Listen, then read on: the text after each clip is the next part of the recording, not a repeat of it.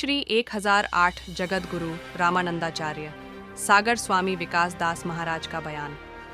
महाकुंभ में आने वाले लोगों की संख्या और भगदड़ की स्थिति बनने पर बोले रामानंदाचार्य। उत्तर प्रदेश सरकार के द्वारा महाकुंभ के लिए बहुत अच्छी व्यवस्था की गई थी।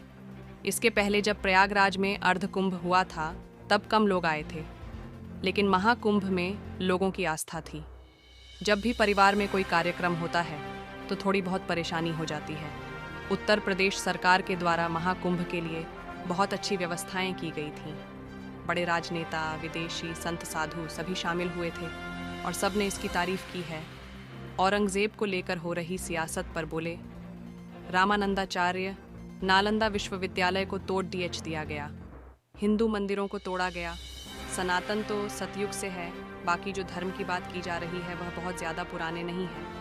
मुगल आक्रांताओं ने हमारी संस्कृति को खत्म करने की कोशिश की, सनातन में सबसे राह दिखाई। सनातन तो सबको लेकर चलने वालों में से है, तो औरंग को महान बता रहा है, उसे सोचना चाहिए वह किसे महान बता रहा है। आरपी न्यूज़ से ब्यूरो रिपोर्ट। देखिए, प्रयागराज महाकुंभ जितने भी कुंभ आज तक लगे, इससे पहले अर्धकुंभ लगा था प्रयागराज, आप सबको ज्ञात होगा। तो उसमें बड़ी अच्छी व्यवस्था थी।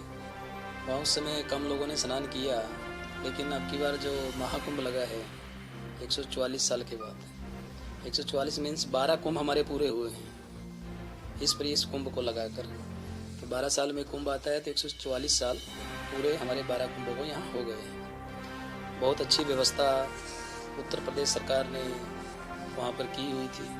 भगदड़ मचना या कुछ ऐसी त्रुटियाँ जो अनेक हमारे मीडिया के माध्यम से भी दिखाए जा रहे हैं, तो मैंने अभी थोड़ी देर पहले भी पत्रकार बंधुओं से यही बात कही थी कि घर में कार्यक्रम होता है तो वहाँ भी कुछ ना कुछ त्रुटि रह जाती है। और ये तो एक देश का कार्यक्रम था, देश मीन्स पूरे वर्ल्ड का कार्यक्रम था, विदेश से भी लोग आए थे। तो बहुत अच्छी व्यवस्थाएं थी। छोटी मोटी त्रुटियाँ तो चलती रहती हैं, हर कहीं होती हैं, वो उनके ऊपर ध्यान ना दें तो अच्छा ही है।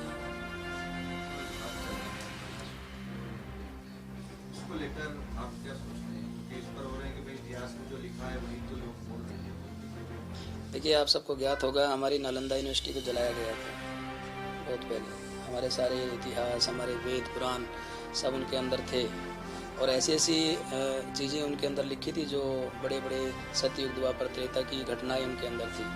अब जब वो चीज़ें जलाई गई, उन इतिहासों को ख़त्म किया गया। अब ऐसे काफ़ी लेखक आ गए हैं जिन्होंने अपनी अपनी लेखन कारण अनेक बातें लिख दी हैं।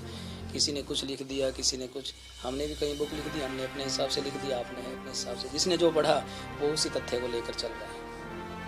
लेकिन औरंगजेब को लेकर जो चीज़ हो रही है, वो आक्रांता था, कुछ कह रहे हैं कि वो मंदिर भी नहीं तोड़े, मंदिरों को भी डोनेशन दिया, इस तरह की बातें हो रही। तो तथ्य क्या है? आप नाते क्या महान शासक बताया जा रहा है, और इतिहास ऐसे आक्रांताओं का महिमा मंडन करना कितना उचित है अपनी राजनीति के लिए? देखिए, हमारे मंदिरों को तो जितने मंदिर रहे हैं और जहाँ विवाद चल रहा है, इन सब पर हमारे सनातन के ही मंदिर सब रहे हैं, सब जगह उन्हीं की रही है। भारत तो शुरू से ही सनातनी रहा है। आज सतयुग की बात उठा लीजिए, सतयुग से ये तो आज पैदा हुए हैं सब लोग, आज ही तो चले हैं। 500 साल पहले, 700 साल पहले इन लोगों की बात चली है। हम लोग तो सनातनी सदियों से चलते आ रहे हैं, सतयुग से चलते आ रहे हैं, उनका प्रमाण है। और प्रमाण था तभी तो राम मंदिर बना है। आज राम मंदिर बना है तो प्रमाण के कारण बना है ना। तो इसी कारण हमारे मंदिर सदियों से हैं, उनको तोड़ दिया गया, कहीं मस्जिद बना दी गई, कहीं कुछ बना दिया गया, तो वापस वो आज मिल ही रहे हैं सबको, क्योंकि देर है अंधेर नहीं है।